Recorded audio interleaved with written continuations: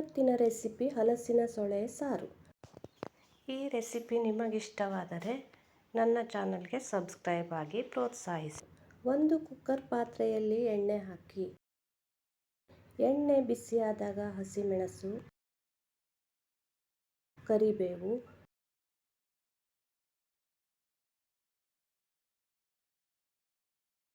ಉದ್ದಿನಬೇಳೆ, ಜೀರಿಗೆ, ಸಾಸಿವೆ,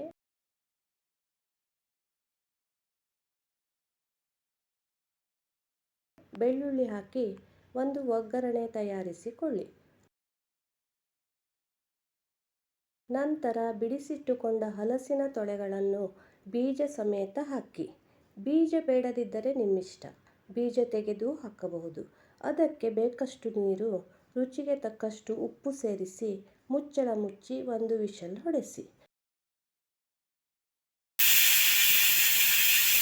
ವೇಟ್ ಇಳಿದ ನಂತರ ಮುಚ್ಚಳ ತೆಗೆದು ಅದಕ್ಕೆ ಚಿಟಿಕೆ ಅರಿಶಿನ, ಹುಣಸೆ ಹಣ್ಣಿನ ರಸ ಸೇರಿಸಿ. ನಿಮ್ಮಲ್ಲಿ ಹೆರಳೆಕಾಯಿ ಅಂದರೆ ಕಂಚಿಕಾಯಿ ಅಥವಾ ಲಿಂಬೆಹಣ್ಣು ಇದ್ದರೆ ಹುಣಸೆ ಹಣ್ಣಿನ ಬದಲು ಅದನ್ನು ಸೇರಿಸಿದರೆ ಇನ್ನೂ ಚೆನ್ನಾಗಿರುತ್ತದೆ. ಲಿಂಬು ಅಥವಾ ಕಂಚಿಕಾಯಿಯ ರಸ ಹಾಕುವುದಿದ್ದರೆ ಗ್ಯಾಸ್ ಆಫ್ ಮಾಡಿದ ಮೇಲೆ ಹಾಕಿ. ಕುದಿಯುತ್ತಿರುವಾಗ ಹಾಕಿದರೆ ಕಹಿಯಾಗುವ ಸಾಧ್ಯತೆ ಇರುತ್ತದೆ. ಈಗ ಅರ್ಧ ಕಪ್ ಕಾಯಿ ಹಾಲು ಹಾಕಿ ಒಂದು ಕುದಿ ಕುದಿಸಿ. ಕಾಯಿ ಹಾಲು ಆಪ್ಷನಲ್, ಬೇಕಾದರಷ್ಟೇ ಹಾಕಿಕೊಳ್ಳಿ. ಈಗ ಸೂಪರ್ ಆದ ಹಲಸಿನ ಸೊಳೆ ಸಾರು ರೆಡಿ. ಅನ್ನದೊಂದಿಗೆ ಕಲಸಿ ತಿನ್ನಲು ತುಂಬ ರುಚಿಕರವಾಗಿರುತ್ತದೆ.